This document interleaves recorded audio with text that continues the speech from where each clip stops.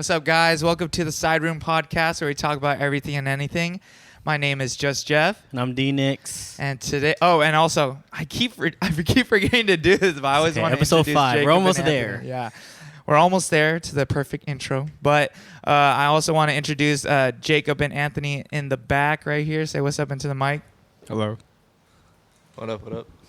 The most soft-spoken guys in this fucking room. All right, but anyways, welcome to this number 5, right? Number 5. Yeah. We have a very special guest today. Yes. I think, he's one of the incoming DJs that have been coming around in LA and OC area.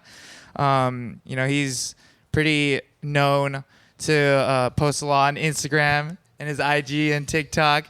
But at the same time, like, he's also an inspiration to me because he just works so hard, and I see her post like every other day.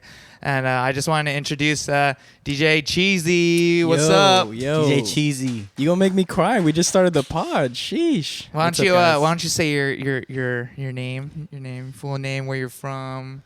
Full name is Jakob Mesina. I go by the name of DJ Cheesy. I am based out of the San Fernando Valley, where nobody knows about apparently. But yes. Do you get a lot of questions about like where you're from a lot? Yes, actually, whenever I say the valley, they're like, "Oh, CB's, yeah, that's pretty far." I'm like, "Nope, not that one, not that one." But yeah, SFV, San Fernando Valley. Oh shit! I always thought that you were from Long Beach. Like the first time I met you. Everybody thinks that. Yeah. I think it's because so I'm always with Lonnie when I'm not at home. But everybody's like, "Yo, like, where are you from in Carson?" And I'm like, "Oh, I'm an hour and 30 minutes from Carson." So Because he's from Long Beach. I'm from Long Beach. I thought he was from Long Beach and Carson too right. when I first met him. But yeah, I found out that you were from the Valley. I was like, damn, okay. And I think it's just a cool vibe that you Yeah. have too. You're so cool, dude. Oh, stop. These Too cool. guys Too are cool. here. I never even really say the Valley. I always say Northridge. Northridge. Yeah, and I'm like 10 minutes from Northridge. Is it because it's easier to like find? Everybody knows where CSUN's at, so I'm like, Oh, okay, that makes sense. Yeah. CSUN is a place.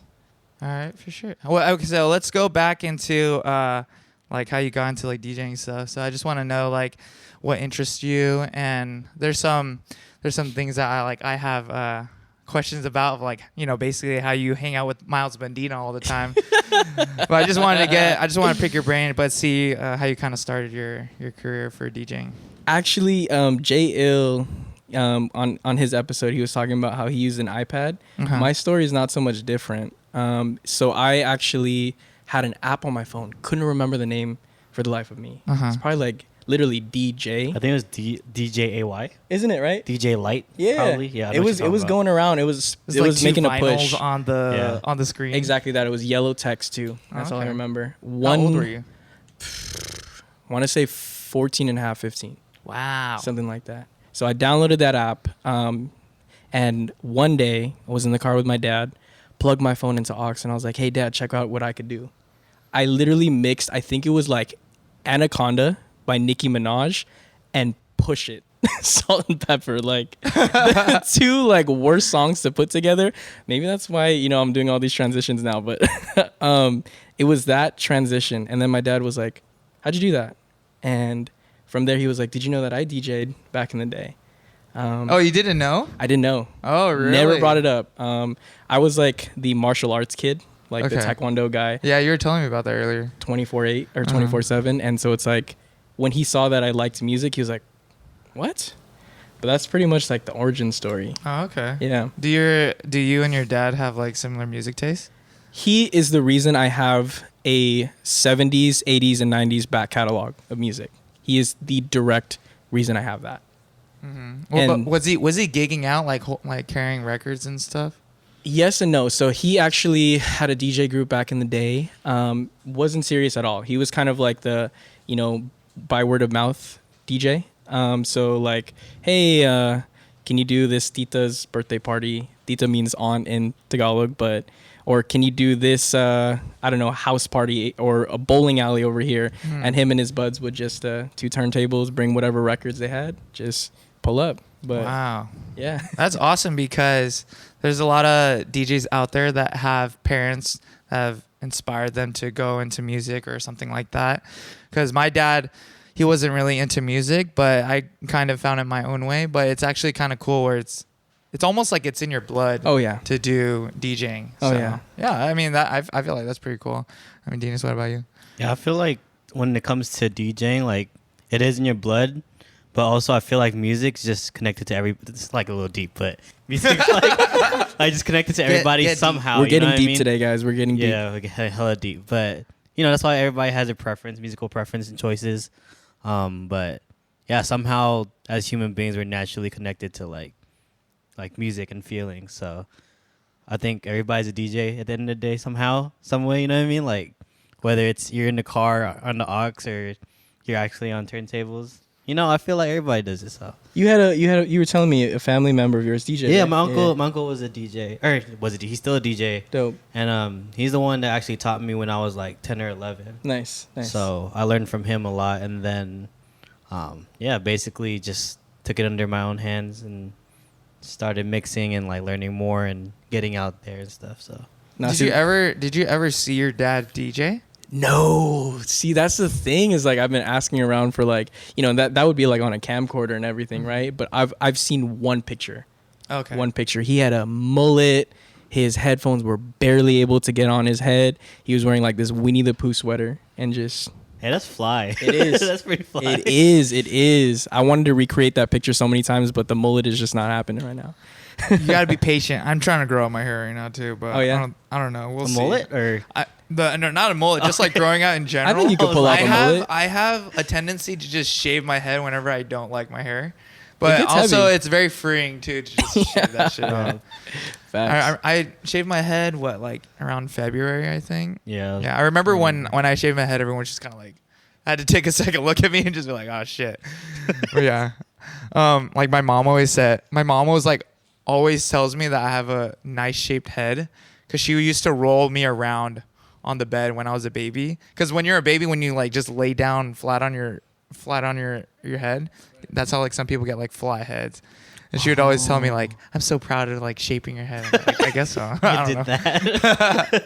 There was a Disney short. I think it was called Bow. Like, and the mom literally like made him like the kid. Oh, the You know what I'm the talking dumpling about? one, right? Yes, the dumpling one. Yeah. Oh, yeah. Yeah. That's Did what I you thought did you of. feel connected to that? Yes. Did you feel like a dumpling? Very much so. Do you Yeah. feel like a dumpling? I actually did shave my head You're too. I shaved my head during the pandemic. Oh yeah. Yeah, I think fresh restart. majority guys shave their heads. Jacob, did you shave your head? My head was already shaved. Yeah, Jacob forgot he had So- the No, but your head was already shaved. Yeah. I feel like you do the same thing like me. Like you grow out your hair and then you shave your head. Same It's a thing. reset. Yeah, basically. Yeah, but I like that. I like that little reset though, because honestly, when you shave your head, you don't have to worry about Doing your hair. doing and your stuff. hair. You're Wake just- up and go. Yeah. It's convenient. Yeah. But anyways, going back into DJing, right? So obviously you started at a young age, 14. But did you keep on doing it after you had that app on your phone, or did you start like slowly progressing to like buying equipment? Yeah. So Because you have a whole setup for your streams and stuff. I you do. on I Twitch. do. Yeah. So actually, when my dad found out, he was the one who was kind of like pushing me towards like the music scene and like the DJ scene and everything. So he actually helped me fund like my first ever equipment. I think it was altos, like the worst speakers in the game. I'm sorry. Like I'm You just gotta trying to start save. somewhere. You gotta start Yeah. somewhere. I'm just trying to save whoever is gonna like think about buying new equipment. But like I mean, altos are not terrible, but they are definitely lacking in certain aspects. But I think it was a SB2 controller, because he told me like look up any DJ equipment you can find and then I'll help you. But keyword is like the help. It was more of like an IOU. So his thing was like, I'll help you fund this equipment, but you got to pay it back yourself. And I was like, that was like, at the time, I'm like, I didn't understand the value of what he was trying to teach me. Was like, I'm providing you the tools. It's really what you do with them that's going to make sure that you keep this thing going, or grow it into something great. And I am proud to say to this day, like, all the equipment I have is like completely paid for. It's literally in my closet. It's ready to go. Oh damn. Yeah. For me, I start off with like a controller too. Yeah. The SR. And for me, how I got into it, I just saw a bunch of boiler room sets. And I was Right. like, damn, I really want to do this. So dope. And it's nice to have people to push you with your Yep. interests as well. And like especially like a father figure too. My stepdad was the one to kind of push me into DJing as well. He just bought the controllers, like, hey, just go have some fun. And after that, you know, I haven't looked back since. So yeah. Support means everything, man. Yeah. Do you mix with your dad since you already have a whole setup? Dude, like I think I told you about this. I was like, I wanted to like DJ with my dad, but I don't know if he's like shy or like, you know, like he's kind of also like a perfectionist where like if he wants to do something and he's not good at it, he won't like do it. Or like he'll do it on his own. Like he won't do it with me. When was the last time he DJ'd? Or I mean, did you even ask that question to him? Probably when in the 80s, like Damn, 80s? Yeah, he hasn't touched it. The turntables are actually his, but no, he hasn't like spun with me. He likes to tap in and just listen, but Oh, that's good. I mean, Yeah. that could be like a cool like father-son thing to do. oh, it's great. It's great. yeah. yeah. I mean, do you listen to music a lot with him?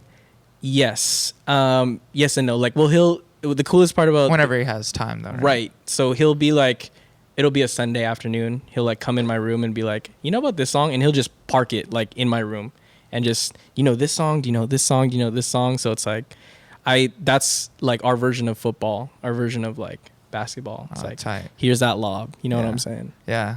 I mean, yeah, I think that's pretty cool for like your own father to be like interested in the same thing that you're interested as well. And especially because you're pursuing it as, you know, your career as well. Definitely. And you want to, you know, go to different places. And has he ever seen you like DJ live? Yeah. Yes? Yeah. It is. He was actually, so I hit up D. I was like, yo, can you spin at this brewery that I have a residency at? Uh-huh. And D was like, yeah. And Wait, where's the residency at? It's in Bell, California. In Bell? I didn't Yeah. even know where that was. Where is until- I is didn't Bell? either. Is it Like, is it I still is don't. it Northridge on the area? 710 between Long Beach and LA. Yeah. Like that like Oh. random like area. You know what Okay. I'm talking about? Yeah, I don't yeah. know. It's like, Wait, Bell Gardens? no. No. I thought so too. It's like 20 minutes from Carson, like 15 from Downey. Like I only use landmarks to tell people where it's at. Are you still there? Yes. Okay. Yes, I'm there once a week now. I should have told you that. Yeah. So anyways, I hit him up. I said, hey, it's my dad's birthday. Uh-huh. Can you spin with me? Or no. I hit him up first and then I said, just by the way, just know it's my dad's birthday. He's coming through. That's not like, you know, it's not like it's been a while and then it was just that time. He's seen me play like consistently. But like out and out and gigging, about, you yeah, know? that was probably one of the most recent times. I was like, I want to say 3 weeks ago. Yeah, around Right?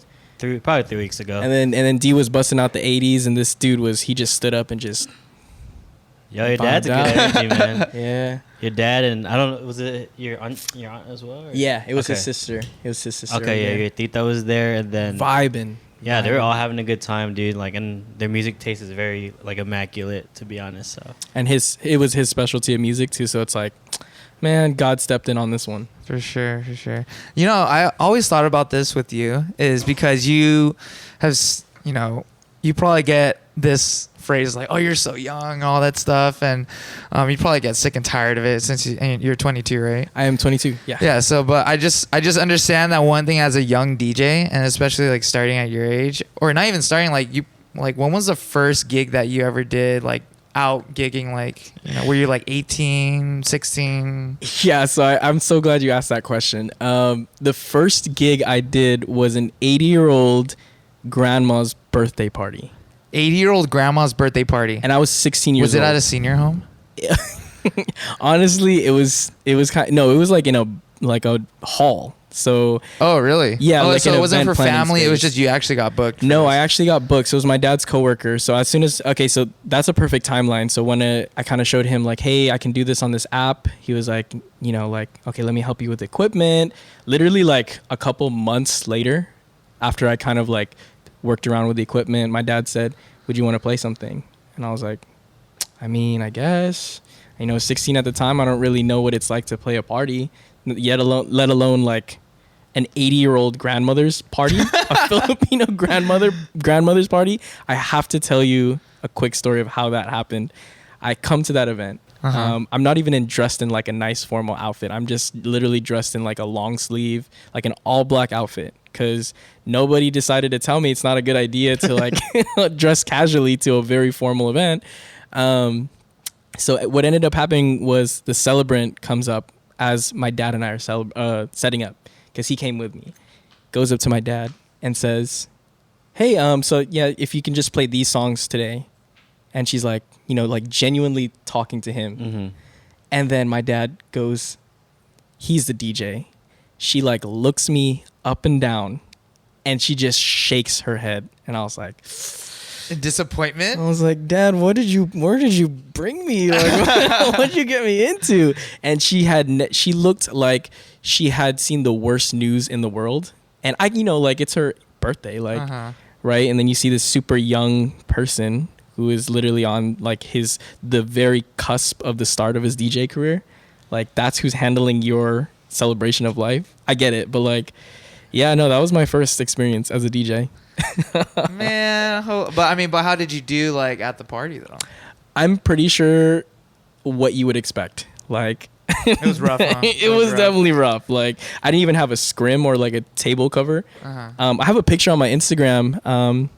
If you guys have that, Yeah, it's pull it up. Yeah, Oh, you gotta Yeah. scroll down far. He got a lot of posts. maybe scroll up a little bit. It's gonna be.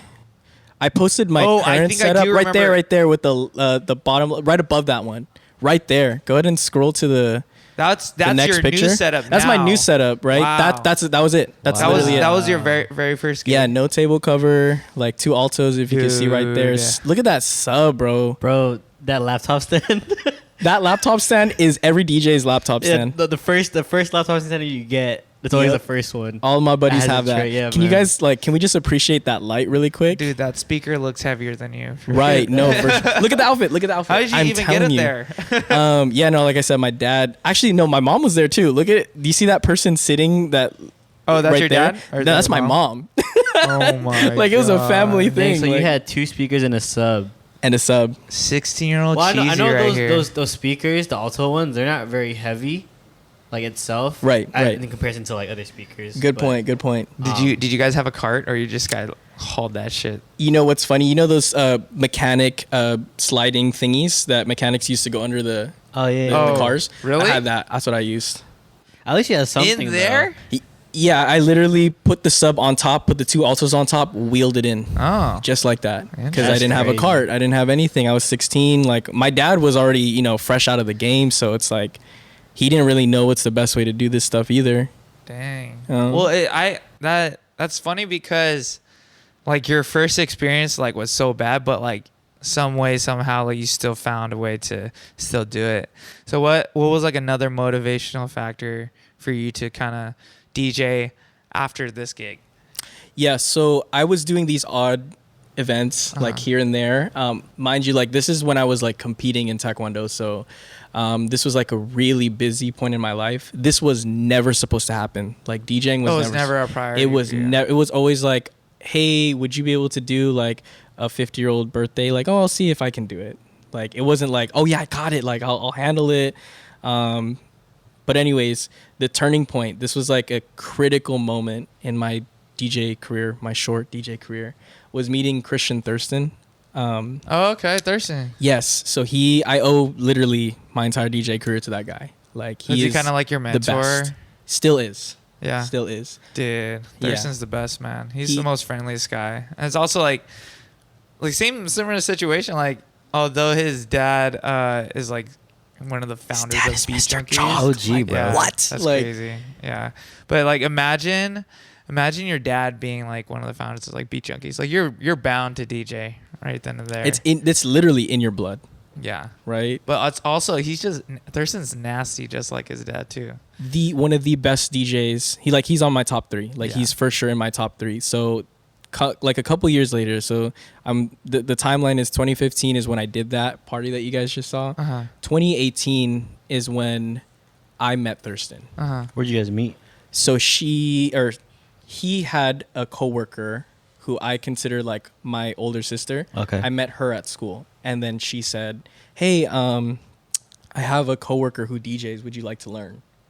And at the time, I'm like, I'm all in the private event space. So I'm like, I know how to DJ, like, you know what I'm saying? But then she was the like, eco kind of comes in. right. You know, and that's what a lot of DJs and like creatives suffer from. Is just like, I know what I'm doing, but you really don't. Like nobody really knows what they're doing. Yeah, exactly. So that's when she was like, no, like he does clubs. And that's when I found out about Arena K-Town. And then, so for 1 year straight, I went to his house once a week, just like asking him. Oh, really? You went to his house like once a week? Yes. Yeah. So I hit him up on Instagram. I think it was either Instagram or I texted him. Form of communication doesn't matter. But I said, hey, like, I'm really willing to learn. I really think you were such a dope DJ. Like, would you be willing to teach me? And I was like, I will pay. And then he was like, don't pay, just show up. And I think a lot of the times these like OGs are like really just testing, like, are you about that action? You know, right? Like, cause you know, I'm sure he's gotten a lot of people asking, can you teach me how to DJ? But no one follows up. Can you teach me how to DJ? And then crickets for like ever. Right. Right. 100%. And then you get that one person who's like, can you teach me how to DJ? And then one day later, hey, just following up, can you teach me how to DJ? That was me. Like, and so he saw that, picked me up. And then we were just doing lessons. Like he didn't, there was no real like structure to it. There wasn't like lesson 1. Here's the basics. You know what I'm saying? Like a lot of these courses being released are so detailed. Thurston and I were just like catching a vibe. Oh, Jacob, here's something that I wanted to show you. Like, here's what I did at the club. Yeah. I didn't learn by lesson. I learned by example. That's why I think he's so dope. Like, learned so much from him just by him existing. Yeah. I feel like the best DJs, to be honest, just learn naturally. Yep. You know what I mean? There's no structure needed. Like learning by structure is good because it gives you like a foundation, but like it's more about how many hours you put into after like the structure that you've learned. You know what I mean? Facts. So like, you know, the fact that you guys went like did whatever you did and just naturally connected, you know, that makes you just not even just as a DJ, but as like a person. You know what I mean? Like it helps your 100%. Your like work ethics and stuff like that, and like how much you want it. That's how much it shows. You know what I mean? So that's dope that you guys do that. No, D made a great point. Like for me, he's a person who goes beyond DJing. Like Thurston is literally one of the greatest DJs to me and one of the greatest people. I think that's why like finding a role model or a mentor, like any advice for someone who's looking for one, it's like, what are they like outside of DJing too? You know? But yeah. I think everyone nowadays, as like people that are like getting into DJing or just starting off, like you gotta have that mentor to like really guide you. Yeah. Like for me, it was Jail when I first started. And he like put me under his wing, and I would help him a lot with Soul Control, but he would help me a lot too, like getting gigs as well. Like he'd let me, you know, go back to back, you know, when he was back at the venue for like a 4-hour gig, and we'd do like a back-to-back set for 4 hours. So those are the times that you really get to learn about yourself, but also how to work with other people, how to work with venues, to really be involved in the nightlife scene and gigging out. And like some people, it's a little harder to do it by yourself. And I've said this before on this podcast, like, you know, if you want to move fast, you do it by yourself. But if you want to be in the long haul, you got to do it with other people. Yeah. Perfectly said. Yeah. So that's just how I feel about like being in this, like, you know, being in an academy, being, you know, in, you know, a side room podcast. I wouldn't be doing this without, you know, the boys here. I'm getting all lovey-dovey right now. Look at you, Jeff. Okay, Jeff. No, but like for real, like before academy, yeah, I mean, you already know like a lot of DJs are coming out of that academy, right? But before I started learning before that, like through YouTube and stuff, but you know, kind of countering what you guys are talking about, like how you guys started off by yourselves, right? Having that structure really helped me find the fundamentals of DJing. So, but you, in some way, form, like you guys find your own style like early, and you kind of like stick with that, and kind of like makes you different from everyone else. Yeah. I recognize that like D-Nix is very clean with his transitions. It's like very seamless. Yes. Yeah. Yes. Aww. This guy I had to give his flowers. When I first realized when we were at the cuffing season, Soul Control, like even though I've seen you gig before, this is like the first time I really watched you like spin. That's what I'm saying. Like the smaller details too. So yeah, I just want to say that. Hey, clean with his DJ style and his outfits. Nah. bro. Where's the air horn? You don't want to see the bottom of my socks right now. Just kidding. Audrey says ew. Audrey said ew in the back. She's like, I've seen him. Hey, that's not no. I mean, you being real though. You being real. Yeah. But I mean, just clean your socks Yeah, afterwards. no. No, but I think like that's a good point too. I think structure, like number one, is still important. You know what I mean? Like even though that we're people that learn on our own, like at the end of the day, if you don't have structure in your life, then it's like, you know, not that you would crash and burn. Some people could go without structure and like be successful, but like not like a large population of people could do that. You know what I'm saying? Right. So it's cool to see how different we all learn how to like, you know, do different things creatively. So I mean, everybody has their learning style, right? Yeah, At the end of the day, like, we just got lucky. But think about this. Like, a lot of the OGs, like, I'm talking about, like, the DJs who have been in the game 15 plus, 20 plus. How did they learn? They watch tapes. Yeah, watch tapes or just, you know, gigging out themselves too. Like Session out with literally their finding friends. everything, you know, in anything. yeah. Exactly. And that's like, you know, it's like a combination, right? Like what Dee was saying, it's like, you know, you need that structure. Because I actually did classes at Beat Junkies. So you did one of the what was it, the intro sessions? to intro to DJing. Yeah. Okay. Yeah, and I would not take that back any day, shape, or form. Like, it was almost a lot of the stuff that I already knew, but it was more detailed and explained. You and you know? actually practice it like Right.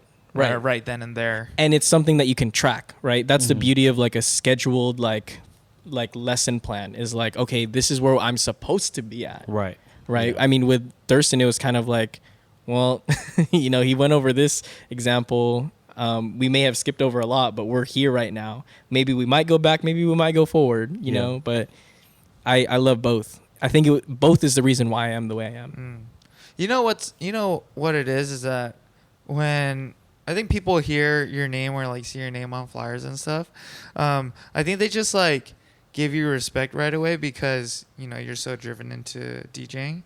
And I know what was your first club gig? Shout out to Matty Matt for my first club gig. Yeah, he's a boy. He's awesome. He actually booked me for Rewind. Rewind, yeah. OC, yeah. Okay. What was it when they were at Disneyland or in Mansion? Disneyland. Yeah. Okay, yeah. Because Rewind was also like one of my first gigs too. You're telling me. Like after Academy, but like I think when you're on flyers, people kind of pay attention a little bit more. At least I do. And I actually haven't seen you like DJ like live, like Rewind or like at a club. Like I want to, and I know that you're inspired by like club DJs a lot, like Miles Medina, like Jay Espinoza, those type of people. Goats. Like, yeah. Goats. Like wait, let's go into that. How did you start hanging out with Miles? was it through Twitch? Or like DMing or? Well, hangout is like an overstatement. Like he definitely like, I'm just quoting, but he says like he co-signs us. So it's like, it's kind of like that situation. He understands what the hustle's like. And, you know, he says he sees a lot of those aspects in Lonnie and I, you know, and how we conduct ourselves, like the way we move. And so anyways, how it happened, I found out maybe like, was it pre-pandemic? Might have been. When did you meet him though? Is this what you're getting into right now? Yes. It was Lock and Key. I'm sure he's played it before. Probably TFTI. Yeah. So anyways, Lonnie and I found out, Miles is playing, and Lonnie knew that's my favorite DJ in the entire world. You know, like, yes, Thurston, but also Miles. Like, yeah, sorry, Thurston. Yeah. I'm just sorry, Thurston. But no, he's like by far like my favorite DJ. And I had bought his shirt, his Sunday brunch shirt on, it's probably HMC that was releasing it, or I forgot what music service it was. Bought it. Like I bought literally every piece of it. When I found out he was playing, I was like, Lonnie, I don't care what we have going on that day. We are going. You know what we had that day? A freaking wedding, bro. A freaking wedding. We went like, when it was time to dance them at the wedding, we left to go dance ourselves with Miles. Right? Yeah. So like we went to the best parts of the wedding, and then we're just like, okay, the dancing part, like, I'm sorry. Like slide to the left. Slide to the left. Slide to Lock and Key. So Yeah, so we actually came there like stupid early. We were there at like when it first opened. Yeah. I think that's how you should do it because locking Yes. gets fucking You gets packed really early. busy, bro. Did you see that line? Like, Well, I mean, I don't see that line because I'm in there early. So yes. But I know it could get fat though for sure. Like Right. down the street. Exactly. And so anyways, we got there early. I'm wearing the shirt like a geek, like absolute geek. Have my, nerd hat on. I didn't care. We just came from a wedding, but I had his shirt on. Uh-huh. Waited at the door. Uh-huh. Because there's one thing about me that Lonnie knows is that if there's someone who I want to meet, I will meet that person. Uh-huh. And I don't care how stupid I look. I will introduce that person so they see my face and hear my name from my voice. Walks in the door like 2.5 hours later. And I just said, Miles. I call his name, Miles. I'll never forget this. And I go like this. Literally showed him the shirt. Uh-huh. I didn't care if he ignored me for the rest of my life. I did not care. Like I said, I just needed him to see that I was there and like, and have you heard of the phrase never meet your heroes? I've heard that because you might be like disappointed and stuff, right? He is the exact opposite of that.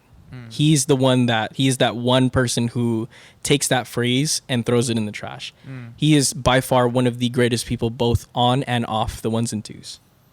Because the way, how he took it was he went up to me, like talked to him for like that short amount of time right before his set. And he's just like, oh, thanks for coming out. Oh, I shook the mic. You good, bro. You're good. Because I know I might. You good. You're catch on chilling. it. You're chilling. Because you have a short amount of time. Like the last thing you're gonna want to do is talk to someone, right, at the club setting, especially someone who's like really trying to ask you questions. He took that time. Yeah. It was that different. It didn't matter what he said to me. That one phrase. It doesn't matter what people say or how does it go. It doesn't matter what you say. It's how you make people feel. Uh-huh. He made me feel like he knew that I was really looking up to him and that he cared to hear me. And like I said, I have no idea what he said that night. I just remember getting that interaction with him 1 minute or less. And then we stayed the entire night and we chopped it up with him after. Yo, Miles, I just want to let you know, like, I'm a big fan. Like, you're big inspiration in my life, in my DJ career, who I want to become. Like, and he was just like, dude, that's so dope. Like, and then after that, just never missed a show from his. Because it's like, Because you went to the one in San Diego too, right? Every time. At the courthouse? Or Every time. Courtyard? Is it Courtyard. Beautiful event. Hickeys and Dry Hum. Shout out to Jules de la Yeah. Pena. Also one of the coolest guys that I know and that I've met in the game. But yeah, we just been showing up to their stuff, and after a while they started, like really catching that energy from us. Like, yo, these guys, Lonnie and Jacob, because I wouldn't be able to do half the stuff I'm doing without my partner over there. Yeah, shout out Lonnie out in the back over there. She's on her Say iPad. what's up? Probably working on our next event too, like, on her iPad. But Oh, hell yeah. That's a power couple right there. oh, she's playing games. You're not supposed to say playing that. games? You're not supposed to say It's that Candy Crush. on her iPad. She got bejeweled like the You just hear the sounds that. She just played you. She just played your ass. Like, oh, yeah, I'm working. No, but that's cool, though. I feel like you learning from Miles, just watching him, it just gives you so much inspiration to just go home and practice. Yeah. I think that's like the hardest thing to do is just practice consistently.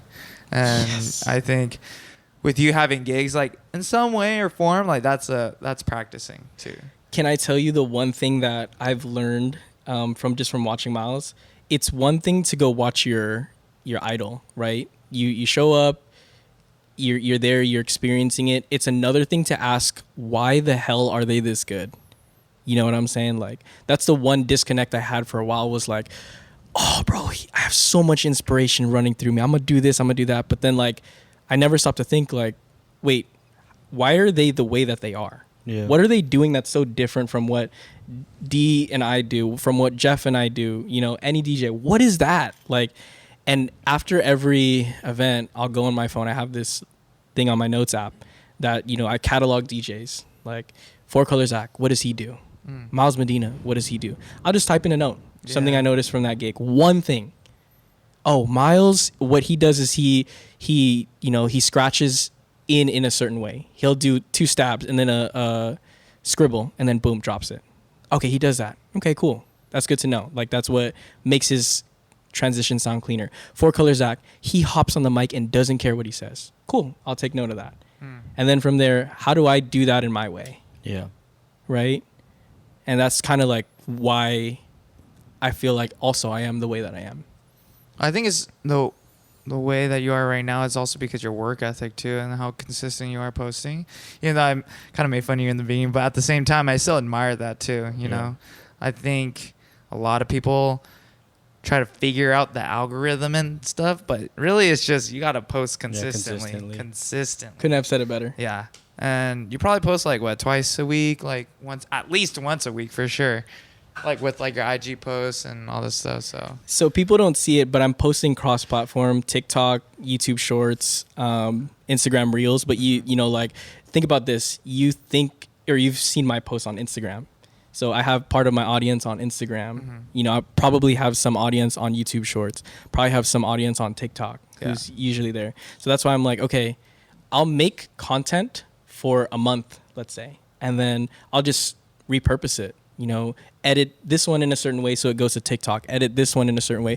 Yeah, so like you see the same kind of videos, they're just spread out. yeah, you have a lot of posting. YouTube videos, huh?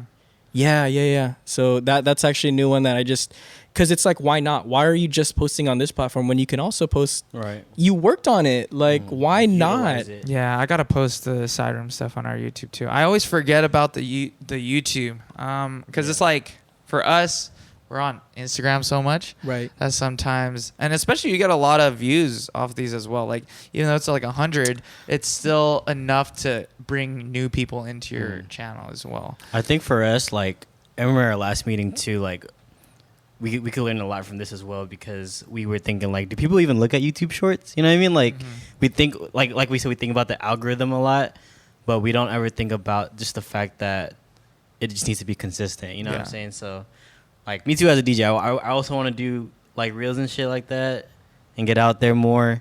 But I think it's just finding, like, just, like, doing it, you know? I also think that you're not shy at all. Yeah. Like you're not shy at all. You don't seem shy, bro. Like for me, if I were to see my hero, I'd probably shit my pants first and then I'll go talk to him. But you're just like, I don't give a fuck. Miles, I'm here. Only Lonnie knows this. I am extremely shy. Like, no way. No. way. I have social anxiety. I have all of it. Like, whatever you think that like you feel, I feel that times 10. And I'm like super hard on myself.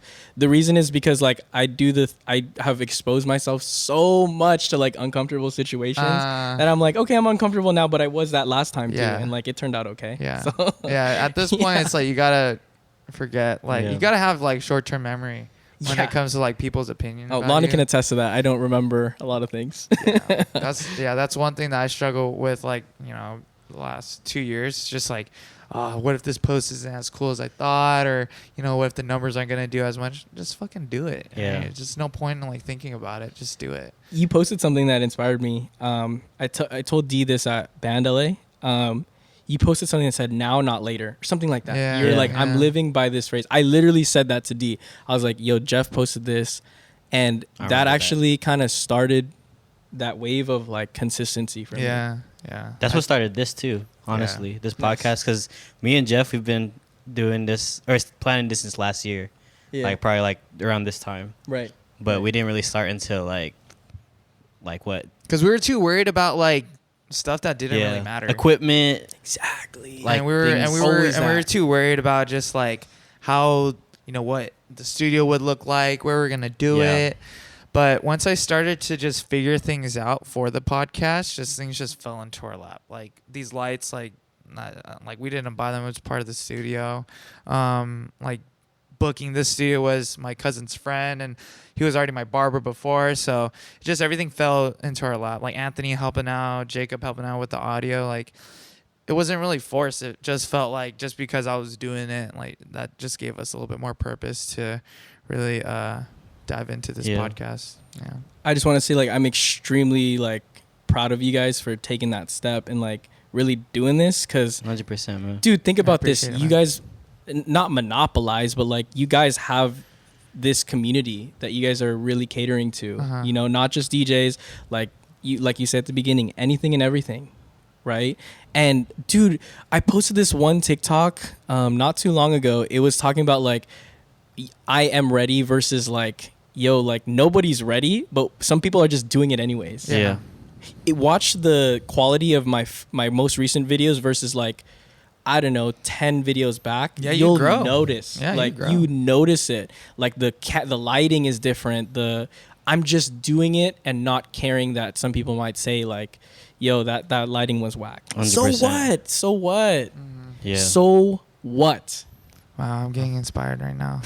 we're filming episode 6 tomorrow. I don't care your schedule. All right, guys. Sorry. I'm kidding. 2 p.m. You're Call planning to out guest already. No, yeah, but I mean, we I think what stops people is just like other people's opinions. Not even them. Facts. It's like other people, and like not even what other people are actually saying. It's like what you think other people are saying. That's it.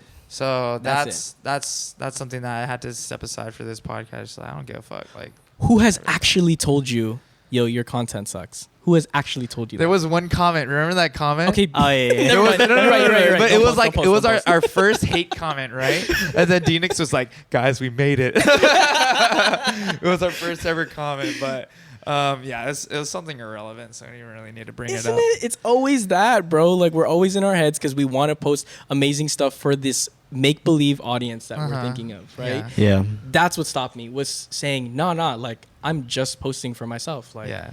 I am my harshest critic, and once I can get past that, you see 20 episodes of songs that don't go together. 100%, man. For sure. For me, like doing water polo, like looking at that comment, it kind of like, like my eyes like got a little bit bigger, and I'm like, I want to do it more. Like, I just want to make this guy angry, but that's just the competitive nature I have. Yeah. Like through sports. Yeah. I knew you wanted to talk about Taekwondo. Oh, yes. About just like whatever you've been. Do you do a lot of competition? Do you still do competitions? No, so I've been doing. What are they called?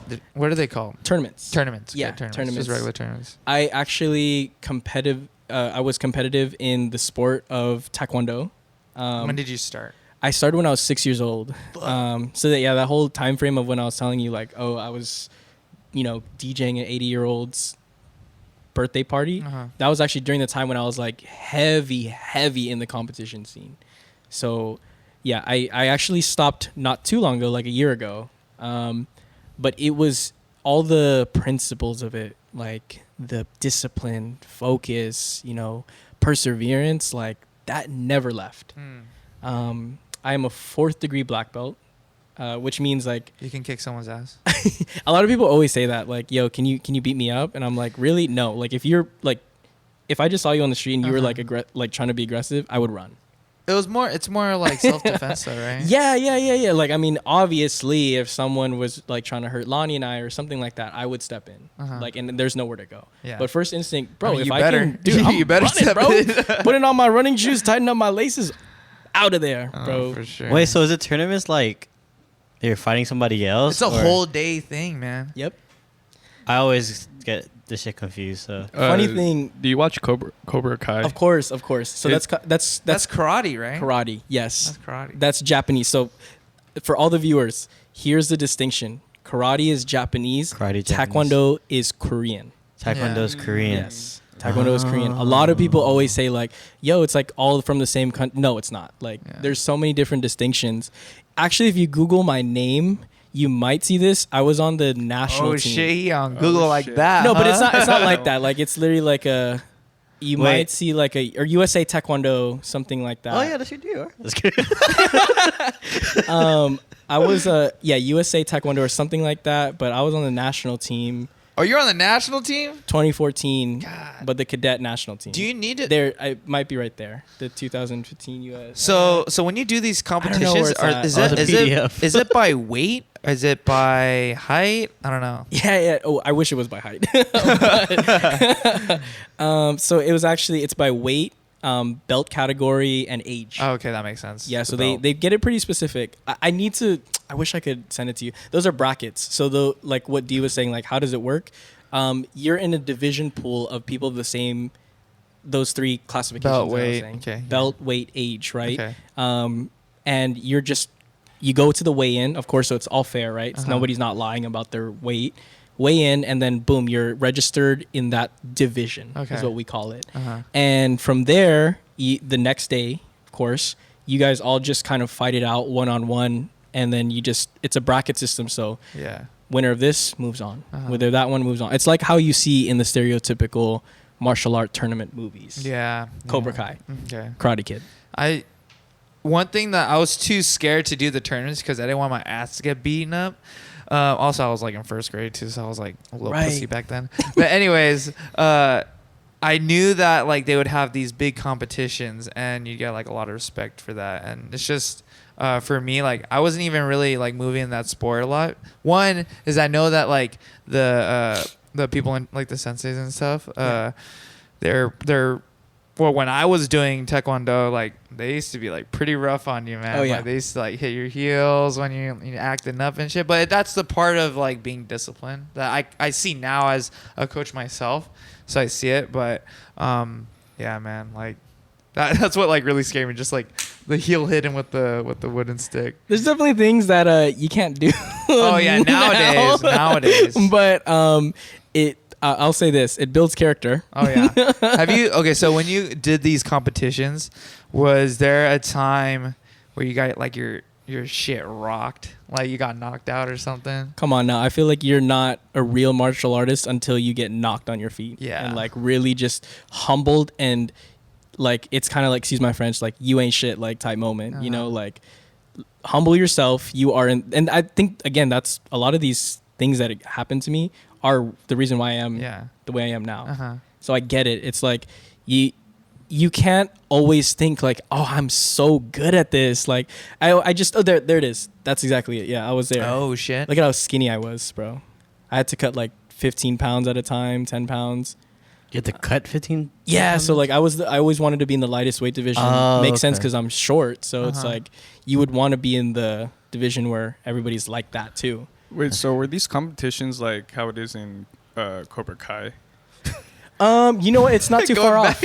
It's not too far off. No, because like they do have a competition scene of in the course. show. It's not too far off. So in karate, they don't wear protective gear or much of it. I think they do actually. In the actual like obviously the show is dramatized. Yeah. But I will say it's the format exactly the same. Like you have a whole bunch of mats in one big venue. People are just fighting it out. There's a ref, at each ring, of course, and then.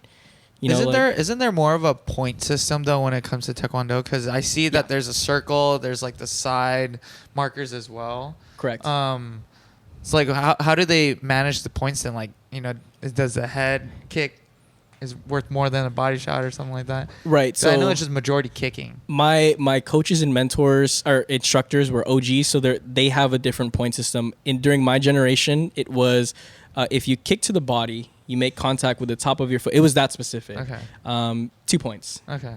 If you spun, so you did a spinning body kick, 4 points. Okay. If you did a head kick, 3 points. If you did a spinning head kick, 5 points.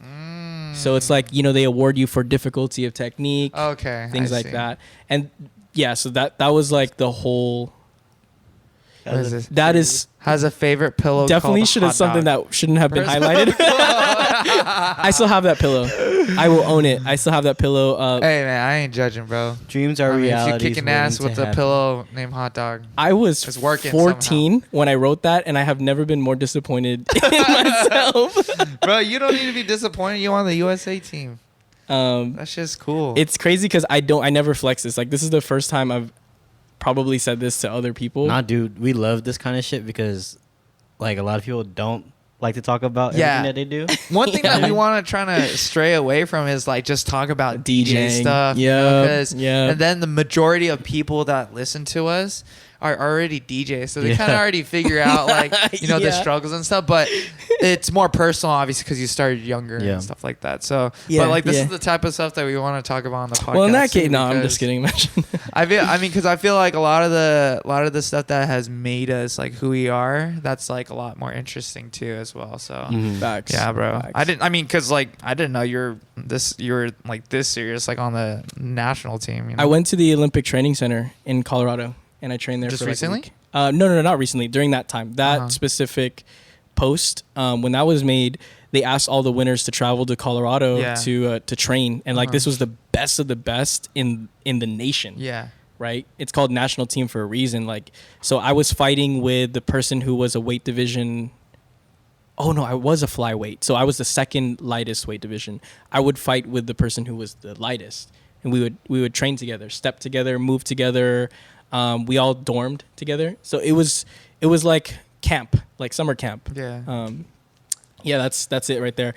We actually got to see the women's basketball team, like, and stuff. Oh, sick. You should see they are so state of the art. It's insane. Yeah, that was like, crazy. Their food is all, calorie, whatever, like calculated. Everything is and measured, yeah. It's precise. Well, Like, I think when you want to be the best of the best, you Bingo. gotta have some type of edge for. Like, Yeah. I would hope it's against your state of the art, opponent. right? Oh, Like, yeah. That's representing us literally in the biggest tournament in the Or world. it could be the opposite, where it's like you ain't got shit. You gotta work with what you have. Yeah. You know, Ooh, like, that's nah, a but nah. thought. I'd rather have a nice ass gym though. Same. Planet I mean, Fitness. yeah. Imagine that's where we traveled to in Colorado. Would you do any other like martial arts though? Yeah. So I want to try out, like, I wanted to Thai? go into, I don't know. I feel like you could do Muay Thai because you already know how to kick. A lot of Taekwondo athletes that I've seen have gone into mixed martial arts Okay. because they have the fundamentals, Yeah. the proper stance. Like, there's a science to it. Flexibility. Flexibility, core strength. Yeah. So I was a trainer. That's what I was mentioning to you in the Loops party. I became a trainer after I quote unquote retired. Yeah. Um, Like an instructor type of thing. coach. Coach. So I would travel. I would do what I was doing with an upcoming generation I see. for maybe like 2 or 3 years. How long did you do that for? Or are you still doing it right now? No. So I stopped. I completely cut ties with my martial arts side of me because where I'm at right now is like it's too much to handle. yeah. But for about 2 to 3 years, I was traveling with a small team.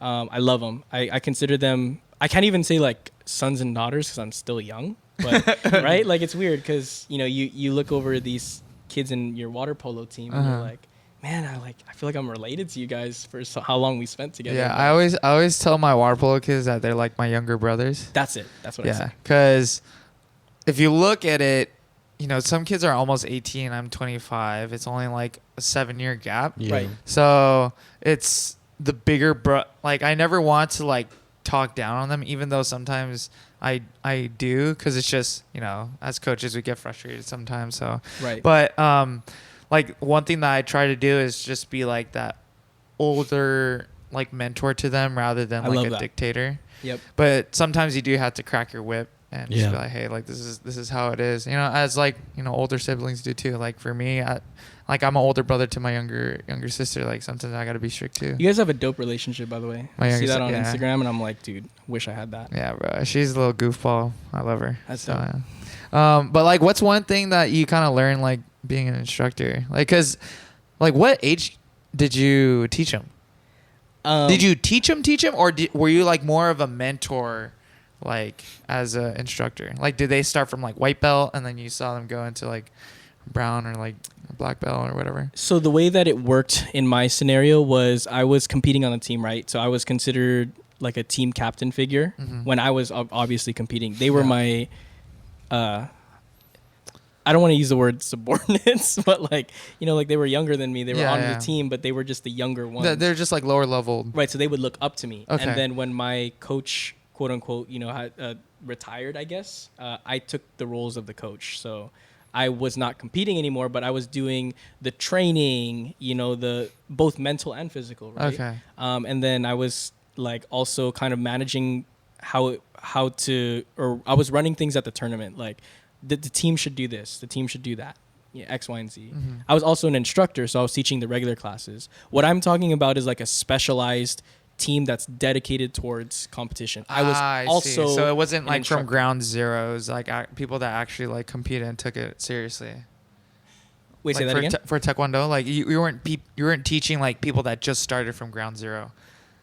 Well, I guess I mean I trained with them when they started from ground zero, and then I became their coach. Oh, okay. So it's So like I've more seen them. built- Yeah, I've seen them when they were like kids, like 6, 7, like how when I started, and then I was always the older brother figure, and then I became the coach figure. Yeah. So you kind of like work with everyone. Right. And I, at the same time, I was also teaching kids just who are not like trying to go ham in sparring. They were just trying to, you know, physical activity, discipline, all that stuff that parents want. I was doing that as well. So I was teaching white belts, raising them to become black belts. It's pretty cool. I like, for me, when I started coaching, or even before, I was like teaching like kids that were like 3 years old, like 4 years old, just like physically like know how to swim. Right. But then later on, I got the interest of like coaching water polo, like high school kids. So I actually got an offer to coach for a college just recently too. Congratulations, for man. Cerritos College. But you know, I think you know, coaching, it takes up a lot of time and like a lot of your personal time too, because it's just like mentally just sits in there, and you like care about this sport so much. And you know, one thing is that you want to push these people to the best of their ability. So it takes a lot, but at the same time, it's like, you know, it's not meant for everyone, especially if you have like other interests as well in your life. So yeah, it's just finding that balance too. Being young coaches, and that's why I wanted to like bring this up during the pod. I was like, it's a different experience being a young coach. Yeah, I'm like the youngest coach like out there. Right. Yeah. And like, then or like, you know, I'm like 25 now, but like when I first started, I was 21, and I was, See what I'm saying? everyone thought of me as a little kid. But Right. yeah, after all these years, I got my respect, and you know, when they like saw me on the pool deck, like, you know, they knew that I was about my business, you know what I'm saying? About that action. Yeah.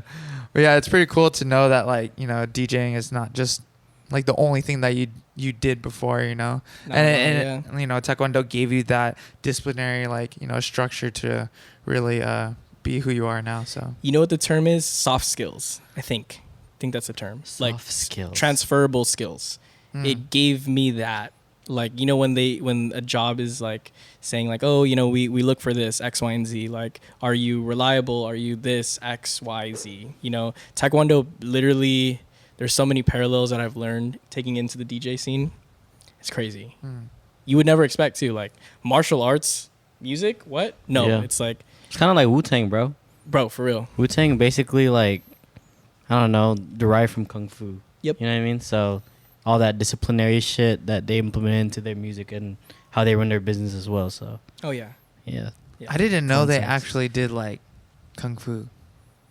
they study like Kung Fu. Like RZA, the creator of Wu-Tang, became like a monk and studied with monks too. I didn't know that, but Yeah, that's bro. crazy. I read this. He book, went up so. to the mountains and stuff. That's dope. I don't know if he went out to the mountains, but like the monks in New York. Oh, the monks of New I mean, York. he probably did. Yeah. So, I don't know, but yeah, like, I mean, I'm not trying to get too much into it, but like, yeah, basically, like, they together as kids, they would watch like the kung fu movies and like read comics and stuff, and like they would grow up. They would like do shows together, and their thought processes always came from like these kung fu movies. Like they would like reference all these stuff. Yeah. And stuff.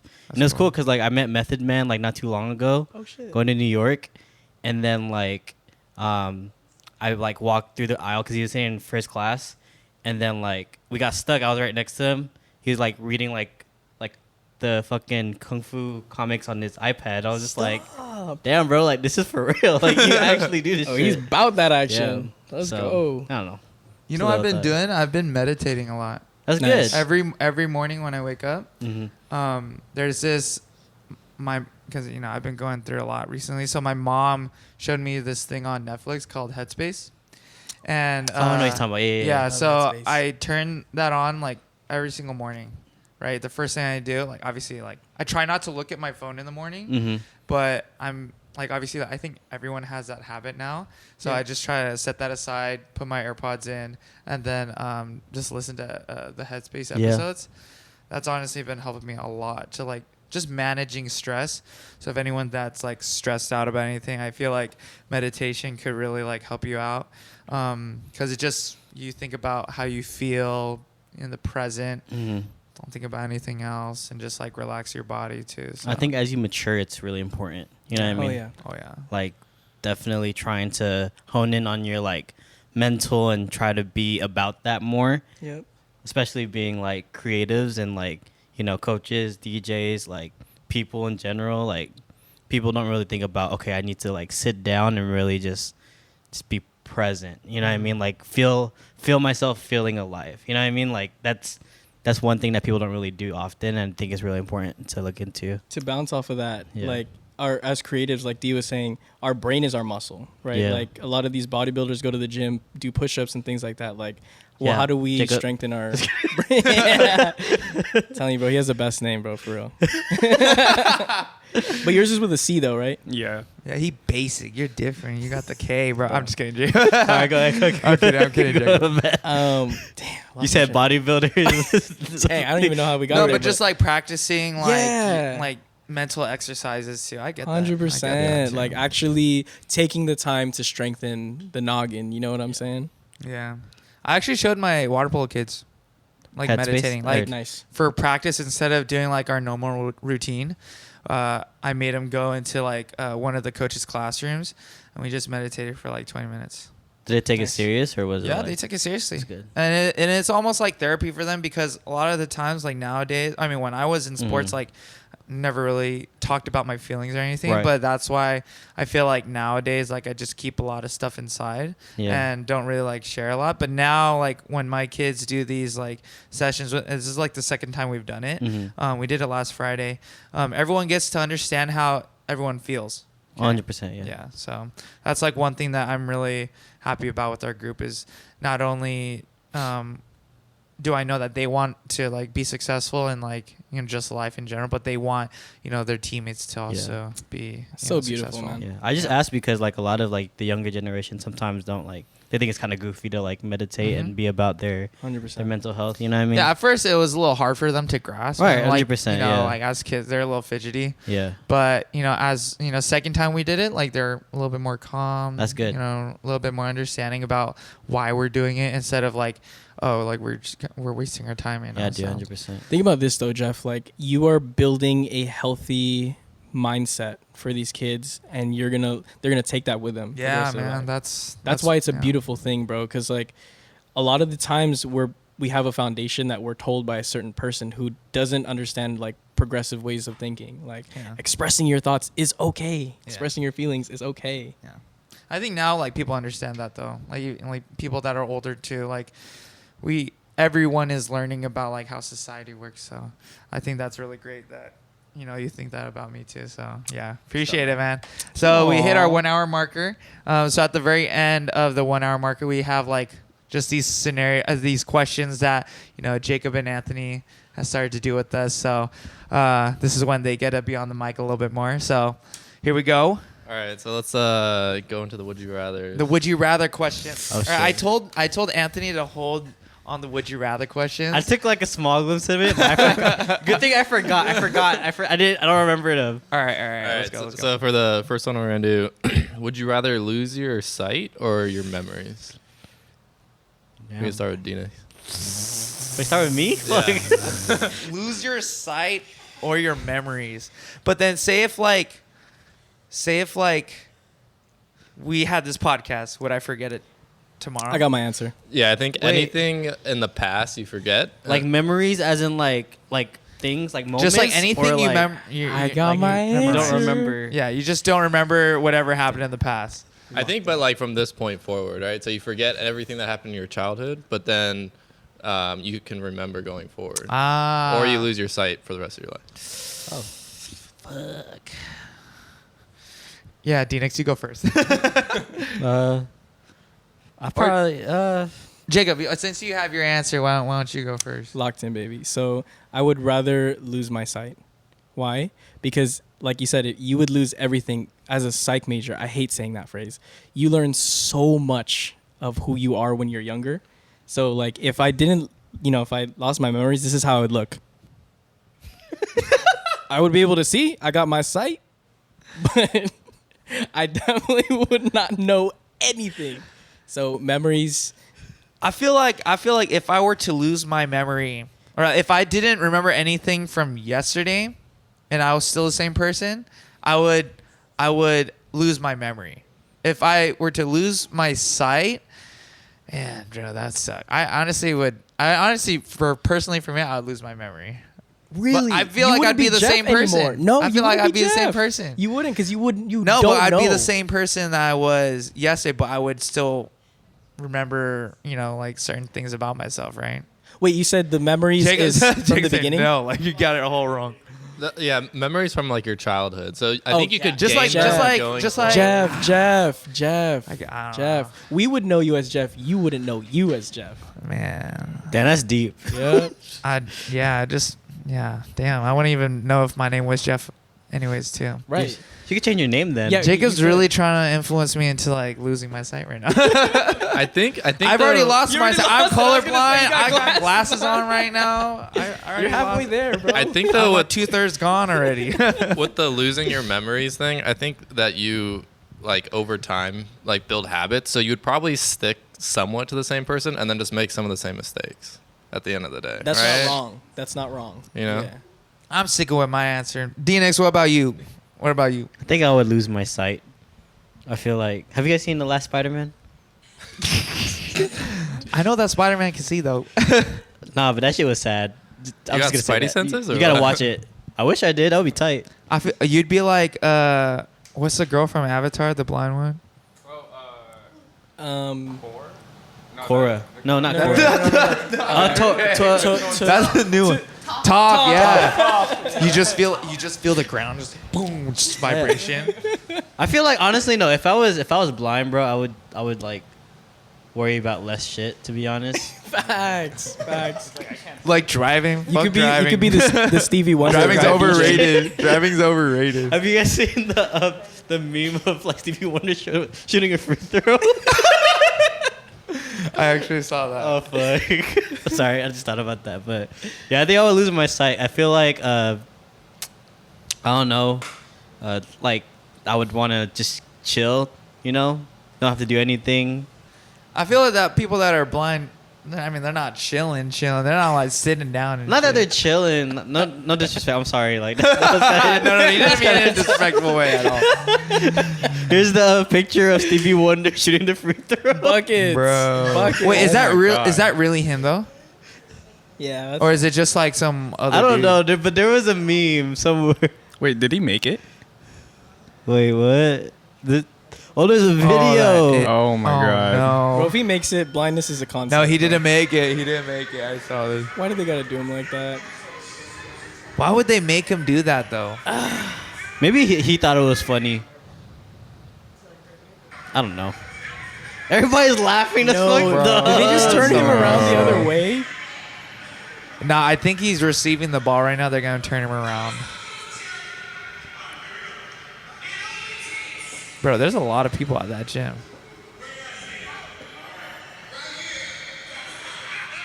Well, I think he knows it's also a joke too. So it's not like Yeah. heavy-hearted, you know. I've never seen a video. I just saw the picture. Yo, does if he he know what makes this, shooting I'd be form looks like? impressed. How does he know what shooting for? Hey, Oh, he was close. Wow. He was close. So Hey, that was me on Wednesday, bro. Remember my first free throw? that's. I airballed that's my all first of free it. throw on Wednesday. Hey, but you guys are 2-0 though, huh? Hey, 2-0. Hey, if you baby. guys 2-0. don't know, D-Nix, me, D-Nix, and Jacob, we were, I used to be in the league. Now but you're they're still on part of the team, bro. I know, I just gotta, yeah. 3B, But, baby. yeah, you guys are 2-0, huh? 2-0. Y'all are moving up. We're going up there right now. Hey, what team is Benzo on? What team is he on? Yeah, what team is he on? He's in like Or is it 3 the same other league? teams. He's on 3B. He's also doing league in Glendora. Not Glendora. Azusa. I don't know. Yeah, but he's like a baller though. Yeah, he's I- for I- real. I met him for the first time and I was telling him, like, I heard hoop stories. He was like, yup, sniper. He said that. Yeah. Yeah, he nice though. I mean, I No, he can't- really is. can't Yeah, lie. he's a Can't team lie. captain for sure. I did beat him 1-on-1 though. Did you? I did beat him 1-on-1. But it was like right after we played like a really hard game. I took advantage of it. No, honestly though, like if you beat Benzo, it's something to be proud about because Benzo's hard to I beat. barely beat him though. Yeah. But we gotta have that 1-on-1. I always be challenging people 1-on-1. It's the only way you get better, bro. I challenge Jacob a lot. You play people that are better. You'll than never you. beat me. All right, let's move yeah, on. he to the just next bodies me. He just bodies me. You kind of And have forces to me though. to my If- left. I don't know if you. Okay, think about it like this. If you know your own skill set and you know your opponent, like you have to think about what their weaknesses are. Yeah. So- Just hit them with their Okay. weaknesses. Yeah. Like Rob. Okay, so for example, Rob. Shout out to Rob. He plays basketball with us a lot, and he'll guard me. and he knows that I'm like weaker than him, and he'll body me in the paint. Oh yeah, I've seen it. I've Yeah, seen it it's- before. He Play to your just strengths, like man. trucks you in. But I'm more of like a point guard though. But I am a little bit bigger, so I'll be in the paint sometimes. Like, I won't back down from it, but Yeah. it still happens. So You know who you go ham with? who? With Jail. Like Yep. every single time you guard him, you just go so ham on it. I was like, man, he locking him up right now. Bro, you just have. I'm not gonna like let people pass me up. I though, you don't know what why. I just pay more attention when you're guarding Jail, like Yeah. just going down the court or something. I Like think that. we just just be naturally on his have hip. this like competitive nature just because we know that we match up. Mm. You know what I mean? That's like you and Jeb. Like Basically. you and Jeb go ham to each other for Dude, sure. I would say Jeb's like the only one who really knows how I play, Uh-huh. and it's fucking frustrating. Yeah. Because once he's on me, I'm just like, fuck. Like he knows I can't go left, Yeah. so I have to figure out a way so I can go right. I like guarding Ben a lot. I'll do it. I know a lot of people like won't because it's just so slick. But if I could guard Ben, I could guard anyone else. So that's why. That's honestly pretty. I'd agree to that. To be Yeah. honest, yeah. Yeah, but I can't guard Ben. So could I? I can't really guard anyone. Just foul him. Yeah, I mean that's what I do. Just foul him and then just. Then I don't- can't guard him then if I'm fouling him. Oh, excuse me. I Hey, broke but into the he's mic. not My fault. scoring. That's true. All right, let's go to the next question before we elongate this conversation. Yeah. All right. Let me just zoom out. All right. Would you rather lick Wait, lick peanut butter off your best podcast friend's am I nipples, or have your Wait, let's start over. I have my answer. I just had to. The licking on the peanut butter off is just it's getting to me right now. Okay. All right. okay, Would say it, you say it, rather lick peanut butter off your best friend's nipples, or have your pet lick peanut butter off your nipples? Oh God. How much peanut butter is there? Just like on That's a the valid nipple? question. Enough for each nipple. Yeah, a tablespoon. All right, Jeff, That's go a first. lot of peanut butter. I would lick the peanut butter off my best friend. Because it's quick. I feel like the dog, if you just Yeah, he'll let take his it time. sit there, He'll take his time for it'll sure. just be like, and it all needs to be off. Right. That shit. No, they'll clean- they'll that'll clean take it. at least 5 minutes. You just sitting there like getting your nipple licked. And they'll clean it too. They'll definitely But clean it. what if you like it? You're just like, oh shit, like You know the thing about dogs too is like after they get that first lick, they're like, "Oh shit, this is good," and they'll keep going until even when it's completely off, bro. Like they'll still That keep is going. so no, because I've given my dogs peanut butter like off of a spoon, right? Yeah. After they lick it, they get off of the spoon, but then they're just licking like in the air for like 5 to 10 minutes. So like So you have to remember going that back to the feeling. nipple, that's like an extra 5 right there. So I'm just thinking about time. so Like funny. I could just do one big old lick on my friend's nipple, and then I'm done. I'm That's done. like 2 bites, bro. Hey, what if the nipple was hairy? I'm making sure I'm getting everything. Okay. All right. Okay. That's so Someone answer funny. before it gets all weird. I mean, I would have to agree with Jeff actually, because I feel like imagining my dog licking peanut butter off my nipples is a very uncomfortable feeling. Whereas if I do it, I can just forget about it. Oh like my after a God. few like weeks, so it will be like out of my mind. But I have to see my dog every day. You know what I mean? If you have to see your dog every day, and then you're like, fuck. but your dog has to see you every day too. What Yeah, if, they'd be like, what if they true. just be going to your nipple every day, just expecting that peanut you're butter? like, you got there? any peanut butter on there? You're feeding your dog and shit. That's crazy. All right, go ahead, Jacob. It's crazy because you actually know my best friend. I told you. Yeah. So Shout out Tyler. shout man. out Tyler. That's my homie for life for sure. It's my older brother. We joke around like that 99% of the time. Uh-huh. I'm making eye contact with that guy, bro. I'm shirt off, pants grabbing off, his bro. titty If we're doing when you this, do it. we're going in, bro. We're going in. Like I will light candles for that experience. Okay, then that's not the option here. Oh yeah, That's yeah. not- Yeah. Next question, please. Next question. Next. Jacob, you would let a dog lick your nipple. You're that type of guy. Hey, what about you guys? That's like you. I licked the nipple off my nipple. I like the peanut butter on my best friend. wait, what did you say first? He said I licked the nipple off my nipple. I think We Jeb have would. some kinks here. I think Jeb would be okay with that though. I think Jeb would be like, Yeah, you'll be fine with it. oh yeah, Yeah. oh yeah. If he says anything, like I'll do it again until he's That's comfortable. true. Both Nice. nipples. Yeah. All right, Both go ahead, nipples. Anthony.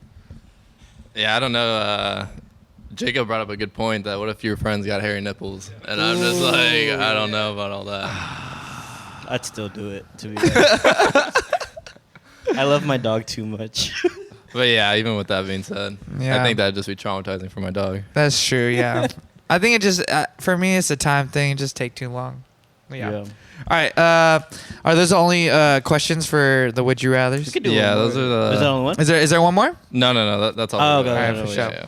I thought there was more. So okay, so we have our very our second to last segment that we have is called the sidebar. The sidebar. And this is when we get interactive questions with our guests. I mean, not guests, the people that watch our podcast. Yeah. So, yeah, Anthony, take it away with the sidebar. Alrighty, so who sent this? I think it in? was Benzo. It was Benzo, I think Benzo. shout out Benzo. He's like literally our sources for I feel the like sidebar right now. Benzo's always been sending us questions, so Yeah, but he also supports us. that just shows a that lot, he too. watches them a lot. So. Yeah. I Yeah. want Benzo on here. So Benzo wants to know if you could travel the world for free, but you have no contact with anyone you know for a year, would you do it? I would do it. 100%. Yeah. I would go to Korea and like live there for a year. Just Have you been? No. I've never been. I want to go. And I feel like a lot of my friends that go to Korea and then come back, they loved it over there. I don't know if I would do it just because I like my friends. No, but Wow. you're not talking. You're only gone for a year. Can I explain to them that I'm not gonna talk to them anymore? No, you Right just here? leave. You just pack your stuff and you leave. Yeah, I for a wouldn't do year. it then. Damn. I don't want to lose my friends. What if you post on IG saying you like you? Oh, okay, then that's fine. Yeah. Peace out. Dang, Oh, you D's think- answer was like super sweet. I'm like, bro, I'm out of there, bro. The second that I could go, I would. And it would be hard to get me back. Where would you go?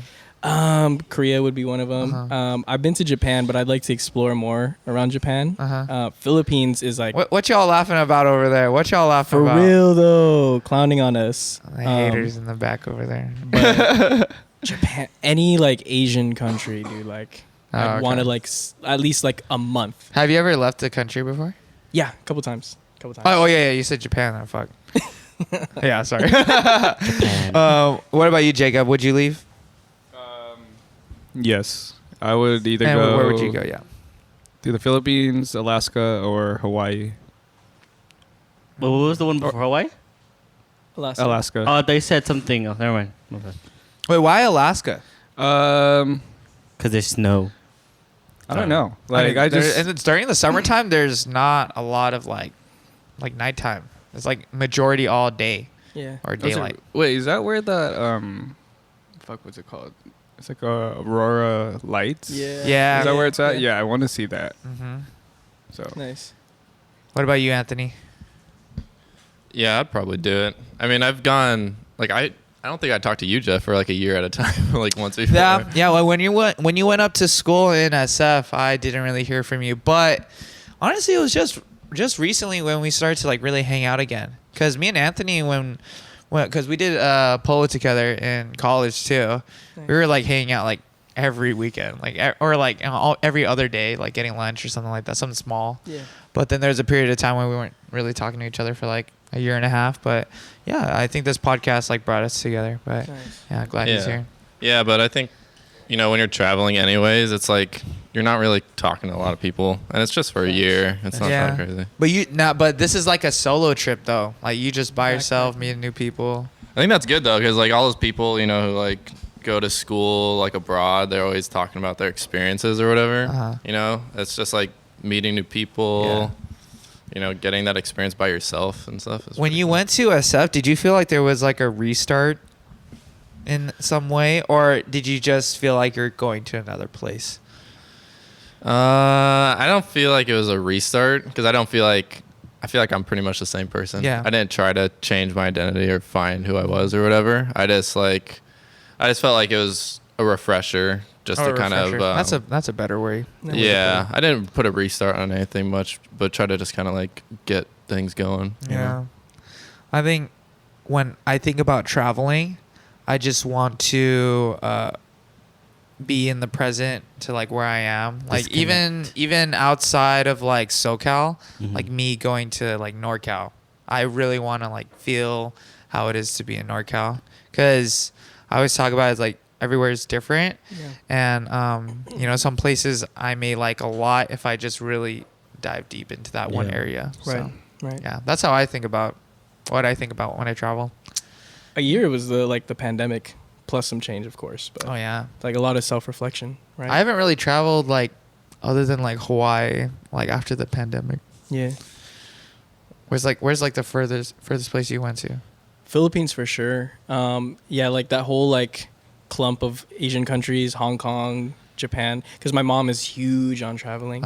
So like when we go, we'll try to go to a, you know, like a 2-day, 3-day trip to another one, just to, you know, get a taste of it. That is not enough, bro. Like you're just kind of like, dang, can we extend this like a week or two more? Like, oh man, dude, I love traveling. I think. Do you it's have so dope. family in the Philippines? I do. I have a lot. My entire mom's side.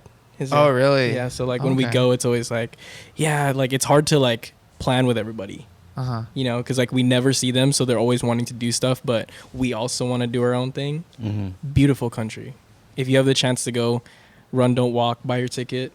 Best place. Nice. Yeah. How much? How long? Where we at right now? We're at 80 minutes. 80 minutes. So like 81 hour 20. That's pretty good. Yeah, that's pretty good. Yeah. So before we end it, you know, let's you see all your ads, you know, your parties. Like if you want to do any, dude, we didn't even talk about Gouda Vibes. We could do it real quick. Yeah, we'll do it right now. quick, We'll do it right now. Yeah. Of course we got time for that. This one's meaningful to me. Yeah, so I mean, obviously that's your brand. Yeah, just talk about like how you started it and like what it's about. So during the pandemic, I want to say around 2020, like the onset of the pandemic, my mom was diagnosed with leukemia. So this was like a huge hit. Yeah, man. Like, and you hear me talking about it now, like it's so comfortable because it is, you know, like this is something we've lived with for the past 2.5 years per se. The brand is a direct translation of like who my mom is into clothing, into energy, into everything. So where did it exactly come from? So she, you know, like when we found out the news, everybody and their mother messaged my mom, you know, like, hey, you know, I'm so sorry this happened to you. But, you know, the craziest thing about my mom was like, she's the kind of person that just smiles and says like, why are you sorry? Like, why are you worrying about me? Like, I'm okay. And then she would sign off every message like that as sending good vibes. So she would like type, that's my mom right there. That's a superhero. You guys are looking at a literal superhero. Man, shit. You see that bag right there? That Lonnie made that bag for her and everything. Like, so anyways, she would say that phrase. And then Lonnie and I were just joking around one time. We're like, oh, Gouda Vibes. You know, and then it was a joke. Absolute joke. You know, obviously it's a spinoff of my DJ name. And then, you know, when I put 2 and 2 together, sending good vibes, like that's my mom. And then my DJ name, like we said, why don't we just run with this and try? You know, because Lonnie and I love fashion. We love clothes. Like we love everything like that. So we took a chance.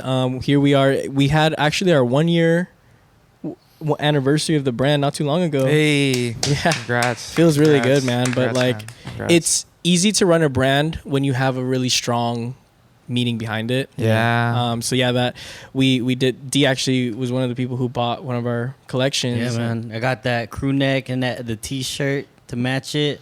Yeah, I see a lot of people love- rocking your shit though. Yeah. Tiff, shout out Tiff Yikes on Insta. Like she rocks it every now and then. I like just seeing that, you know, people are actually, you know, messing around. It's one thing to like for people to buy it out as support, but then when they wear it out in public, like when D wears it, like, bro, mad love, like just appreciate it so much.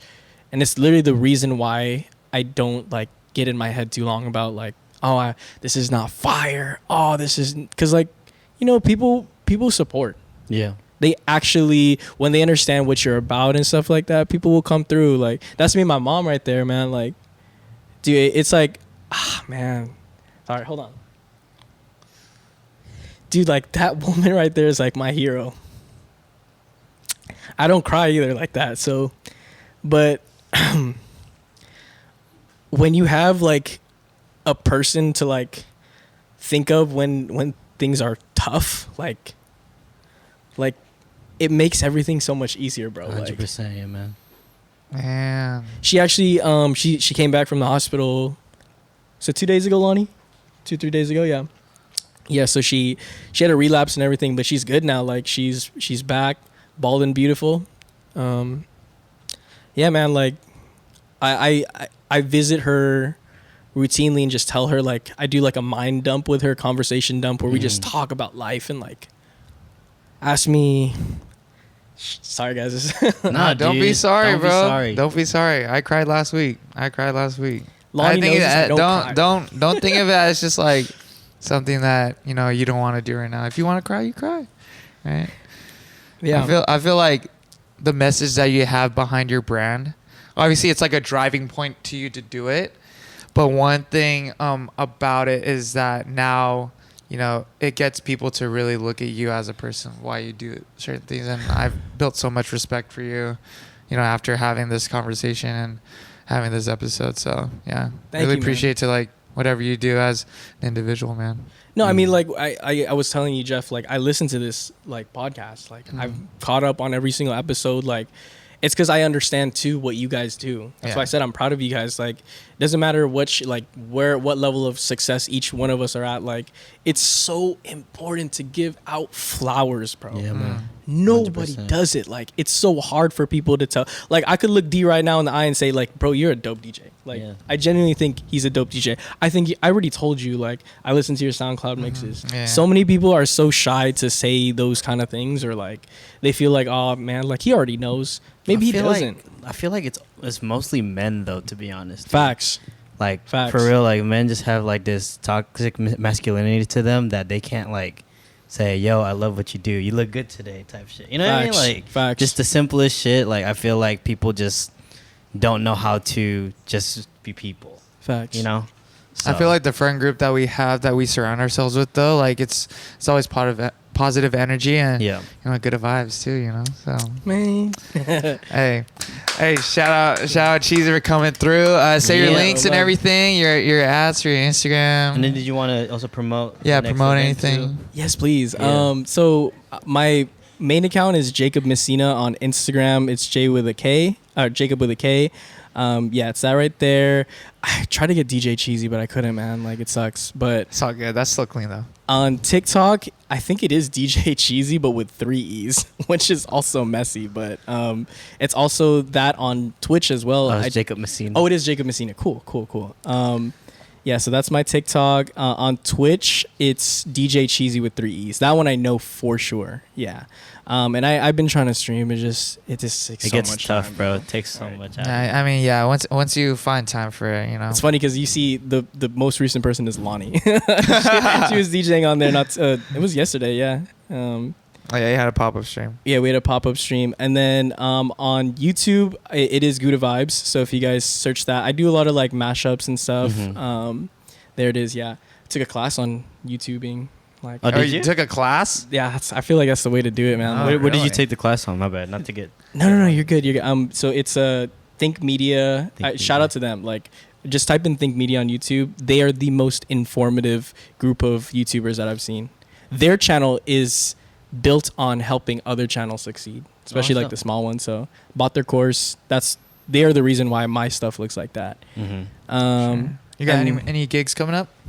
Yeah, I think so. Off the top, I don't remember, but Yeah, we just been through like a whole lot in the last 5 minutes. Gouda Vibrations is our event. Lonnie and I's our event. It's our like representation of our brand in the form of like a party, a day party. That's gonna be on October 22nd. 22nd. Yeah, so that's coming up. D's actually gonna be there. So Yes, sir. Where's the location at? it's in Alhambra. Alhambra? Yeah. Okay. We're going to release all the details as it comes out, but this one is really important to us because it's celebrating Filipino heritage. I know, Jeff, you had an all-Korean lineup. Yeah, one time, that was really dope. I think for the first time, like that was the first time that I was on a lineup with all Korean Americans. Right? And it's the coolest feeling because it's like, that's mine. You know, this culture is mine. I have to embrace and own it. That's what we're doing. You know, a lot of inspiration from like Joe Coy, you know, like Easter Sunday. A lot of people are like, yo, I don't know how I feel about that movie, but think about this, like main screen, you know, like this is the entire like media population is seeing a Filipino on that screen, bro. Like goosebumps, like, and what we want to do is like really just run with that energy. They paved the way for a reason. So like this is us, like homage doesn't really matter. It's just our version of pushing Filipino culture. Yeah, well, thanks for coming by, man. Like, really appreciate it. I learned a lot from you. And thanks, man. Thank you for having me. Yeah, you're just a dope person in general. Appreciate Inspiring, you. for sure. Appreciate all of you guys, for real. Shout out to Jeff. Shout out D, of course, obviously. Shout out Anthony, Jacob. Best name ever. I told you that. All right, for sure. Let's wrap everything up right now. Wrap it up. All right, sweet. All right, sweet, man. Thanks for coming by. Thank you. For real, guys. Love, bro. Love.